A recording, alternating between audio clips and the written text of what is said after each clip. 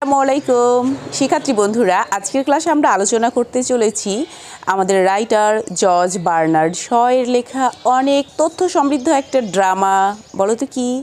You never can tell. Okay, you never can tell এটা হচ্ছে actually আমরা এটাকে বলতে পারি, মানে এটা ওয়ান টাইপ অফ কমেডি, অবশ্যই কমেডি, মজার ব্যাপার। বাট এইখানে আমরা এটা বলতে পারি যে ড্রামা অফ আইডিয়া। এটাকে আমরা কি বলবো? Drama of idea. কেন? কারণ এইখানে অ্যাকচুয়ালি রাইটার প্লট বা ক্যারেক্টার এই ব্যাপারগুলোর উপর গুরুত্ব না দিয়ে তিনি তার নিজস্ব কিছু আইডিয়াকে এই ড্রামাটার মাধ্যমে জেনারেট করেছেন, আর সেটাকে বলা হয় ড্রামা অফ আইডিয়া। তো ড্রামা অফ আইডিয়া থেকে সবচেয়ে মজার বিষয়, আমরা আমাদের রিয়েল লাইফের জন্য বেশ কিছু নির্দেশনা, ফিলোসফিক্যাল কিছু স্ট্যাটাস বা অনেক আইডিয়াগুলো পেয়ে থাকি। তো চলুন আমরা কথা না বাড়িয়ে you never can tell actually কী বলছে আমরা দেখে নিই। তো দেখুন, এটা হচ্ছে অ্যাকচুয়ালি একটা ফ্যামিলিকে ঘিরে লেখা একটা ড্রামা, যেখানে মিস্টার ক্রাম্পটন ইনি হচ্ছেন এই ফ্যামিলির সিনিয়র একজন মেল ক্যারেক্টার, আর তার ওয়াইফ হচ্ছে মিসেস ক্ল্যান্ডন। এবার বিষয় হচ্ছে মিস্টার ক্র্যাম্পটন এবং মিসেস ক্ল্যান্ডন এরা হচ্ছে দুই মেরুর। অ্যাকচুয়ালি আমাদের এরকম আছে না ফ্যামিলি লাইফে, যে অনেকে আমরা কি হতে পারি না, ফ্যামিলি লাইফে হ্যাপি হতে পারি না, মিউচুয়াল যে আন্ডারস্ট্যান্ডিং সেইটা যেখানে থাকে না, কিছু ডিটাচমেন্ট থাকে, অতৃপ্তি বা আনস্যাটিসফাইড কিছু ব্যাপার থেকে থাকে। এইরকমই একটা ফ্যামিলির চিত্র বহন করছে মিস্টার ক্র্যাম্পটন এবং মিসেস ক্ল্যান্ডন। তো মিসেস ক্ল্যান্ডনকে আমরা বলবো তোমার হচ্ছে গিয়ে ফেমিনিজম, মানে ফেমিনিস্ট একজন পার্সন, যে হচ্ছে প্রচণ্ড রকম নারীবাদী, এবং মিসেস ক্ল্যান্ডন একজন রাইটারও বটে, এবং সে হচ্ছে নারীবাদী একজন রাইটার, খুব স্বাধীন চেতা মানুষ। সে চায় যে ফ্যামিলিতে তাকে কেউ ডোমিনেট করবে না, তার সিদ্ধান্তগুলো সে নিজের মতো করে নিতে পারবে। বাট মিস্টার ক্র্যাম্পটন সে ধরনের মানুষ না। আমরা এখানে মিস্টার ক্র্যাম্পটনকে খুব খারাপ প্রকৃতির লোক বলতে পারবো না, তো এক একজনের আইডিয়া থেকে এক এক রকম। তো মিসেস ক্ল্যান্ডন চায় না যে তাকে কেউ ডোমিনেট করুক, সে তার নিজের হচ্ছে যেটা আমরা কি বলি লিবার্টি, সে সেটা চাই। এই কারণে তারা হয়েছে কি দুইজন এবার ডিটাচ, তাদের মধ্যে ডিভোর্স হয়ে গেছে এবং তারা দুইজন দুই জায়গায় থাকে। এবার আমরা এখানে যে তিনজন দেখতে পাচ্ছি, গ্লোরিয়া ক্ল্যান্ডন যার এজ হচ্ছে 20, আর এখানে আমরা ডরোথি ক্ল্যান্ডন আর ফিলিপ ক্ল্যান্ডন এরা দুজনের এজ হচ্ছে 18। এরা হচ্ছে টুইন, দুইজন যমজ ভাই বোন। তো এই যে প্রায় আমরা এখন বলতে পারি প্রায় 20 বছর ধরে তারা দুইজন ডিটাচ আছে। তার মানে যখন তাদের এই 3 সন্তান খুবই ছোট তখন থেকে তারা আলাদা আছে, এবং ঘটনাটা ঘটেছে যে মিসেস ক্ল্যান্ডনের সঙ্গে আছে তার 3 ছেলে মেয়ে। এবং মিসেস ক্ল্যান্ডন একটু ভালো করে খেয়াল করলে আমরা বুঝতে পারবো যে এদের প্রত্যেকটা নামের উপাধি কিন্তু তাদের বাবার সঙ্গে ম্যাচ করে রাখা হয়নি, কারণ প্রত্যেকের আমরা দেখছি মিসেস ক্ল্যান্ডন, গ্লোরিয়া ক্ল্যান্ডন, ডরোথি ক্ল্যান্ডন, হ্যাঁ ফিলিপ ক্ল্যান্ডন হচ্ছে তাদের ছেলে। তো যাই হোক, এই প্রত্যেকটা তারা উপাধিটা নিয়েছে কার কাছ থেকে? তাদের মায়ের কাছ থেকে। মানে তাদের মায়ের সঙ্গে, মাকে ঘিরে তাদের বড় হওয়া, তাদের মা তারাকে যেভাবে নির্দেশনা দিয়েছে, যে আইডিয়াগুলো তাদের জেনারেট করেছে, তারা সেগুলোই গ্রো করেছে তাদের মাঝে। তো আমরা এখন দেখব যে গ্লোরিয়া ক্ল্যান্ডন সে হচ্ছে 20 এজের একটা, মানে আমরা বলবো অবশ্যই বিউটিফুল একজন মেয়ে বলতে পারি তাকে, যে সে খুবই বিউটিফুল একটা মেয়ে। এবং এখানে ডরোথিকে আমরা হচ্ছে বেশ কয়বার ডলি নামেও জানতে পারি, আর ফিলিপ ক্ল্যান্ডন এরা মায়ের সঙ্গে আছে, তাদের বাবা একেবারেই ডিটাচ আছে। এবার মজার বিষয় হচ্ছে এখানে আমরা কিছু ক্যারেক্টার দেখছি, যে ফিঞ্চ এমসি কমাস, সে হচ্ছে তোমার যে ক্ল্যান্ডনের সাথে তার নামটা রয়ে যায়, তার মানে তারা হচ্ছে ফ্রেন্ড। এবং তোমার এমসি কমাস এই কিন্তু প্রথম দিকে খুব চেষ্টা করেছিল যে মিসেস ক্ল্যান্ডনকে সে যেন বিয়ে করতে পারে, বাট তার সঙ্গে বিয়েটা হয়ে ওঠেনি, এবং ক্র্যাম্পটনের সঙ্গে বিয়েটা তার কি হয়নি, সুখের হয়নি। দেন তাদের মধ্যে এখন একটা ভালো আন্ডারস্ট্যান্ডিং, বন্ধুত্বের সম্পর্ক, এবং সে বিভিন্নভাবে তাকে তোমার হচ্ছে গিয়ে উপদেশ দিয়ে হেল্প করে। এবার আসি আমরা মিস্টার ভ্যালেন্টাইন। ভ্যালেন্টাইন নামটা শুনে কেমন যেন একটা হিরো মনে হচ্ছে না? রাইট, মিস্টার ভ্যালেন্টাইন হচ্ছে আমাদের এই ড্রামার, উনি হচ্ছেন গিয়ে প্রোটাগনিস্ট মিস্টার ভ্যালেন্টাইন। তো আমরা মিস্টার ভ্যালেন্টাইনকে গ্লোরিয়া ক্ল্যান্ডনের পাশাপাশি দেখতে পাচ্ছি, দ্যাট মিনস তাদের সঙ্গে আমরা হয়তো একটা কোনো ভালো ম্যাচ দেখতে পারবো।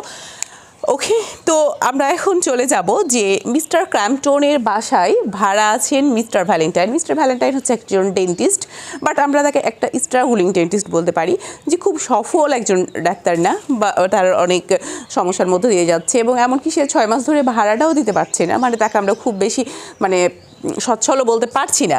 তো মিস্টার ভ্যালেন্টাইনের কাছে এখানে গেছে ডরোথি ক্ল্যান্ডন আর ফিলিপ ক্ল্যান্ডন। তার ডরোথির হচ্ছে দাঁতের ট্রিটমেন্ট করতে, তার একটা দাঁতের সমস্যা, তো দাঁতটা উঠিয়ে নেওয়ার জন্য ভ্যালেন্টাইনের সঙ্গে তারা হচ্ছে মিট করেছে। ভ্যালেন্টাইন তার দাঁতের ট্রিটমেন্ট করেছে। ট্রিটমেন্ট শেষে তোমার হচ্ছে ডরোথি আর ফিলিপ এরা দুইজন মিলে ভ্যালেন্টাইনকে একটা রিসোর্টে লাঞ্চের জন্য ইনভাইট করেছে।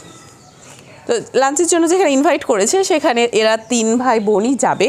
বাট গ্লোরিয়ার সঙ্গে আনসার্টেইনলি তার বাবা মিস্টার ক্র্যাম্পটনের একবার দেখা হয়ে যায় এবং মিস্টার ক্র্যাম্পটন বলে ফেলে, তোমাকে না দেখতে অনেকটা আমার মেয়ের মতোই। তারা হচ্ছে আনকনশাসলি এই ব্যাপারটা বলে ফেলে। তো আরেকটা জিনিস এখানে বলে রাখা দরকার যে তারা 3 ভাই বোন তার মায়ের কাছে বারবার জানতে চায় যে হু ইজ দেয়ার ফাদার, তাদের বাবা কি। তো তাদের মা তখন অ্যাকচুয়ালি তার বাবা কে এই উত্তরটা সরাসরি না দিয়ে সে একটা ফিলোসফিক্যাল আইডিয়া জেনারেট করে এবং বলে যে অ্যাকচুয়ালি 2 টাইপস অফ ফ্যামিলি থাকে, 2 ধরনের পরিবার হয়। একটা পরিবার হয় কি যেই পরিবারে সবাই সবাইকে বোঝে, সবাই সবাইকে স্বাধীনতা দেয়, তাদের মধ্যে একটা মিউচুয়াল আন্ডারস্ট্যান্ডিং থাকে, কেউ কাউকে ডোমিনেট করে না বরং সবাই সবাইকে বোঝে, এই ধরনের একটা ফ্যামিলি। আরেকটা ফ্যামিলি থাকে মেল ডোমিনেটেড ফ্যামিলি, যেখানে পুরুষ মানুষ যা বলবে তার কথায় অল কারেক্ট। একজন মেয়েকে তাকে প্রত্যেকটা কাজের জন্য, প্রত্যেকটা পদের জন্য কৈফিয়ত বা জবাবদিহিতা করতে হয়। তো অ্যাকচুয়ালি আমি লাইক করি প্রথম শ্রেণীটা এবং আমি তোমরাকে সেভাবেই বড় করছি, তোমরা নিজেদের মতো করে স্বাধীন চেতা হয়ে বড় হও। তো তার 3 ছেলে মেয়ে তার দর্শনেই বিশ্বাসী। তো এইভাবে তাদের পিতৃ পরিচয়টা তাদেরকে এড়িয়ে যাওয়া হয় আর কি। এবার তাদের যখন রেস্টুরেন্টে মিট হয় তো সেইখানে মিস্টার ক্র্যাম্পটন যাবে। তো রেস্টুরেন্টে যে ওয়াটার বুন, সে হচ্ছে রেস্টুরেন্টের ওয়েটার। তো ওয়াটার বুন ফিলিপকে বলে যে ফিলিপ, তোমার বাবা কিন্তু আজকের এই রেস্টুরেন্টে গেস্ট হিসেবে আসছে, কারণ সে ডেকেছে মিস্টার ভ্যালেন্টাইন, কারণ মিস্টার ভ্যালেন্টাইন থাকে তার বাবার বাসায়, তো একসঙ্গে তাদের নিয়ে আসছে। তো এরা তো জানে না যে ক্র্যাম্পটন হচ্ছে গিয়ে কি তাদের বাবা।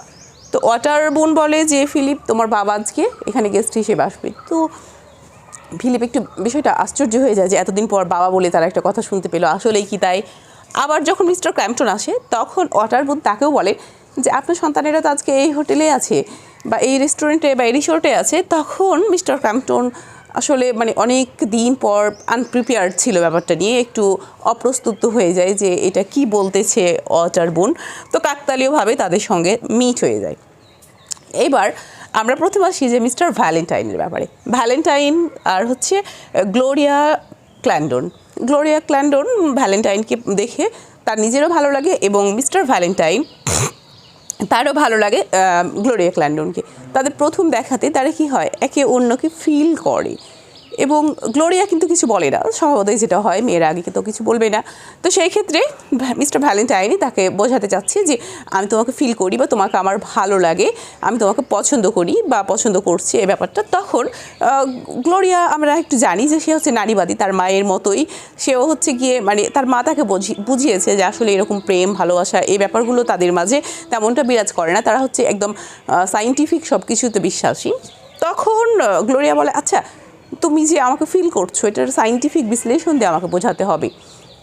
তখন সায়েন্টিফিক বিশ্লেষণ করে সে বলে যে আমার ব্লাডে কি হচ্ছে, তোমাকে দেখার পর আমার ব্লাডে অক্সিজেন জেনারেটেড হচ্ছে, আমার ব্লাডটা অক্সিজেনেটেড হচ্ছে, অক্সিজেন সরবরাহটা ব্লাডে বেড়ে যাচ্ছে। কারোর প্রতি যখন আমাদের একটা অপোজিটের প্রতি বিশেষ করে কোনো ফিলিংস আসলে আমাদের একটা কেমন যেন বডিতে শিহরণ আসে না, সেই টাইপের তার অক্সিজেনটা কি হচ্ছে যেন বেড়ে যাচ্ছে। তো এখানে গ্লোরিয়া খেয়াল করলো যে তাই তো, তার কাছেও মনে হচ্ছে যে ব্লাড অক্সিজেন পাচ্ছে, এমন একটি কিছু ফিল হচ্ছে। দেন সাইন্টিফিক ওয়েতে তাকে আরও এক বোঝায় যে কেমিক্যালের ব্যাপারে, যে যদি আমরা দুইটা কেমিক্যাল হচ্ছে কি করি, মিক্সড করি, দেন থার্ড আরেকটা নতুন কেমিক্যালের জন্ম দেয়। তেমনই দুইজন দ্যাট মিনস মেল এবং ফিমেলের যদি একটা ইউনিয়ন ঘটে, দেন সে ইউনিয়নের মাধ্যমে কি হবে, নেক্সট জেনারেশনের জন্ম দেওয়া যাবে। তাছাড়া তো নেক্সট জেনারেশন আসা সম্ভব না। এইভাবে তাকে যখন সায়েন্টিফিক মেথডে সে বোঝাতে সক্ষম হয়, তখন গ্লোরিয়া তার প্রতি অ্যাকচুয়ালি আপ্লুত হয় তার কথাবার্তা শুনে এবং বিমোহিত হয়। দেন গ্লোরিয়ার মাঝে একটু তাহলে পরিবর্তন চলে আসছে, কারণ সে প্রেমে পড়ছে ভ্যালেন্টাইনের। এই ব্যাপারটা লক্ষ্য করে ফিলিপ আর ডলি। তো এরা দুজন তখন তার মাকে বলে যে গ্লোরিয়ার সামথিং চেঞ্জ, আমরা কিছু দেখছি। তো তার মা ব্যাপারটা বুঝতে পেরে বলে যে গ্লোরিয়া ক্ল্যান্ডন, তুমি কি জানো যে মিস্টার ভ্যালেন্টাইন নামটাই কিন্তু ভালো না, তারা শুধু মেয়েদের ফ্ল্যাটারিং করে। তুমি তার কাছ থেকে জেনে নিও যে সে এ যাবৎ কতগুলো মেয়েকে ঠিক একই কথা বলেছে। That means you are not the first, তুমি যে তার প্রথম, তোমাকেই তার ভালো লেগেছে এমনটা না। ছেলেরা আসলে এরকমই হয়, তারা খুবই ফ্ল্যাটারার হয়, একই রকম কথা তারা প্রত্যেকটা নারীকেই বলে। এবার গ্লোরিয়া একটু চিন্তিত, ব্যাপারটা তো টেস্ট করা দরকার। তখন সে চলে যায় মিস্টার ভ্যালেন্টাইনের কাছে, যে বল আচ্ছা ভ্যালেন্টাইন, তুমি যে আমাকে যে কথাগুলো বলেছিলা লাইক দিস ওয়ে, এমন কোনো প্রপোজাল এর আগে কি কাউকে দিয়েছো, কোনো মেয়েকে? সে তখন সরাসরি উত্তর দিয়ে দেয়, হ্যাঁ দিয়েছি, কারণ দিয়েছে তো। তখন গ্লোরিয়া বলে, তাই তো, মায়ের কথাই তো ঠিক হলো। সে তার চেঞ্জ চলে আসে এবং ও তখন মিস্টার ভ্যালেন্টাইনকে আক্রমণ করতে যায়, এমন একটা ব্যাপার যে তাহলে তুমি আমাকে এভাবে ফ্ল্যাটারিং করলা কেন আমার সঙ্গে। তখন মিস্টার ভ্যালেন্টাইন তাকে বোঝাতে সক্ষম হয় লাইক দিস ওয়ে, যে শোনো, অ্যাকচুয়ালি ছেলেদের একটা রেসপন্সিবিলিটি, ইভেন প্রত্যেকটা মানুষের রেসপন্সিবিলিটি, যে যতক্ষণ পর্যন্ত সে তার পারফেক্ট ম্যাচ না পাচ্ছে ততক্ষণ পর্যন্ত সে ট্রাই করবে। আমার একজনকে যে ভালো লাগবে তা না, আমার ভালো তোমাকে ভালো লাগতে পারে, তার আগেও কাউকে ভালো লাগতে পারে, ইভেন তোমাকে ভালো লেগেছে বলে যে পরে আর কাউকে ভালো লাগবে না তারা, কিন্তু আমার ততক্ষণ পর্যন্ত মানুষকে ভালো লাগবে যতক্ষণ পর্যন্ত না আমি আমার পারফেক্ট ম্যাচটা পাবো। সেভাবে বোঝাতে সক্ষম হয়, যখন মানুষ পারফেক্ট ম্যাচ পেয়ে যায়, তাদের মধ্যে একটি মিউচুয়াল আন্ডারস্ট্যান্ডিংটা সঠিক হয়, সব কিছু ঠিকঠাক থাকে, দেন এরপরে তারা আর অন্য কারোর প্রেমে পড়ে না। তো এভাবে বোঝাতে গ্লোরিয়াকে সে সক্ষম হয় এবং এক পর্যায়ে আমরা দেখব যে মিস্টার ভ্যালেন্টাইন এবং গ্লোরিয়ার মধ্যে তোমার লাভটা কি হচ্ছে, ব্রডেন হচ্ছে এবং এক পর্যায়ে মিস্টার ভ্যালেন্টাইন গ্লোরিয়ানাকে কিসও করে ফেলে। তাদের ওয়েডিংটা মানে অনেক বেশি পথটা সুদৃঢ় হয়, তাদের ওয়েডিংয়ের দিকে এগোচ্ছে। এমন সময় তোমার এই ব্যাপারগুলোতে কিন্তু অনেক বেশি, যে ওয়াটার বোন তাদের যে ওয়েটার, এ কিন্তু অনেক বেশি চালাক এবং বিভিন্ন ব্যাপারগুলোকে এভাবে ম্যানেজ করে। এবং তোমার মিস্টার ক্র্যাম্পটনের সঙ্গে মিসেস ক্ল্যান্ডনের যে হচ্ছে আবারও তাদের ইউনিয়ন ঘটানোর জন্য তার ছেলে অল্টার বোহন, সেও কিন্তু একজন কি একজন ব্যারিস্টার এবং সে হচ্ছে মহারানীর একজন অ্যাটর্নি। দ্যাট মিনস একটা ওয়েটারের ছেলে হয়েও সে একজন ব্যারিস্টার এবং সে এই যে মানে ম্যারেজ নিয়েই এই কাজগুলোই সে দেখাশোনা করে। তো অল্টার বোহনও তাদেরকে এই ব্যাপারগুলোতে এসে হেল্প করে এবং লাস্ট পর্যন্ত মিস্টার ক্র্যাম্পটনের সঙ্গে মিসেস ক্ল্যান্ডনের আবারও 20 বছর পরে তাদের মানে ফ্যামিলিটা ইউনাইটেড হওয়ার সুযোগ তারা করে দেয়। বাট এই জায়গাগুলোতে আমরা যে জিনিসগুলো খেয়াল করি, এখানে আসলে রাইটার আমাদের বোঝাতে চেয়েছেন যে ওই সময়ে তোমার লন্ডন সোসাইটির কিছু কন্ডিশন উনি এইভাবে বলতে চেয়েছেন যে তোমার ফ্লাওয়ার সার্পেন্টের যে ব্যাপারটা, যে দেখে যেন মনে হবে লন্ডন সোসাইটির মানুষগুলোকে তারা ফ্লাওয়ার, বাট এখানে হচ্ছে রাইটারের অন পয়েন্ট অফ ভিউ, যে তাদের কাছে মনে হবে তারা ফ্লাওয়ার, বাট প্রকৃত তাদের চেহারাটা কি, মানে ফ্লাওয়ারের আন্ডারে যে বিষাক্ত সার্পেন্ট আছে, ফুলের নিচে যে বিষাক্ত সাপ, প্রকৃত চেহারাটা কিন্তু তাদের সেই রকম। আবার উনি বলতে চেয়েছেন যে তোমার যদি ওরা কাউকে হত্যা করতে চায়, কাউকে খুন করতে চায়, টুকরো টুকরো করে কেটে ফেলতে চায়, তাহলে তারা কি করে জানো, লাইক ক্লোরোফর্ম ইউজ করার মতো তাকে অজ্ঞান করে, মানে তার সঙ্গে এমনভাবে মিশে যাবে, তার সঙ্গে এত ভালো বিহেভ করবে এবং তাকে হাসি মুখে তারা কি করবে, কেটে টুকরো টুকরো করে দেবে। এইটা হচ্ছে যে ওই সময় লন্ডন সোসাইটির যে কালচার, এইটা তিনি এখানে বোঝানোর চেষ্টা করেছেন এবং লাস্ট পর্যন্ত ফ্যামিলি বন্ডিংটাকে উনি অনেক বেশি গুরুত্ব দিয়েছেন এবং ইউ নেভার ক্যান টেলটা এইরকম কিছু মিন করছে। আচ্ছা, এই যে মিস্টার ক্র্যাম্পটন এবং মিসেস ক্ল্যান্ডনের মধ্যে যে ঝামেলা, এইরকম ঝামেলা দু একটি পরিবার পৃথিবীতে থাকবেই, এর মানে তুমি এটাই বলতে পারো না, ইউ নেভার ক্যান টেল, তুমি এভাবে কখনোই বলতে পারো না যে পৃথিবীর সমস্ত পরিবারই এইরকমই। আসলে টাইটেলটা এভাবে সার্থকতা পেয়েছে, এখানে কোনো কিছুই বলা যায় না যে তোমার ভবিষ্যতে কী আছে। দেন আরেকটি জিনিস বলা যায় না, তার এতদিন ডিটাচ থাকলো, তা এই যে দেখো গ্লোরিয়া হচ্ছে গিয়ে নারীবাদী চরিত্র ছিল, এত প্রতিবাদী, অথচ সে কি হলো, এক সময় বয়সের কারণে সে কিন্তু প্রেমে পড়ে গেল এবং তার সঙ্গে বিয়েও করতে বাধ্য হলো।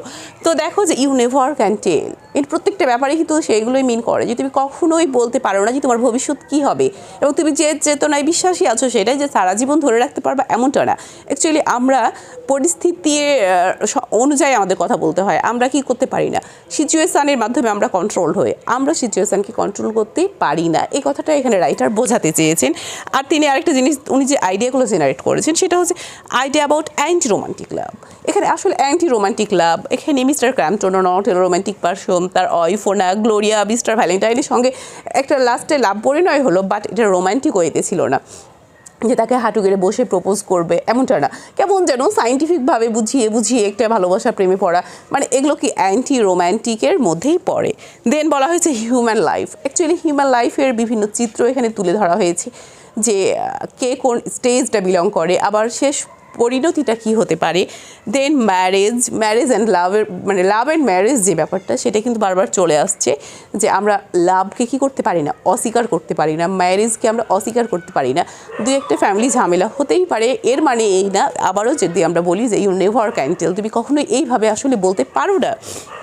দেন ফেমিনিজম তো খুব ভালো করেই বুঝলা, যে মিসেস ক্ল্যান্ডন সে খুবই নিজের মতো করে চলাফেরা করেছে এবং তার সন্তানদেরও সেইভাবেই শিক্ষা দিয়েছে, এবং নারীবাদী যে বৈশিষ্ট্য এই ড্রামাটার মধ্যে আমরা অনেক বেশি পাই।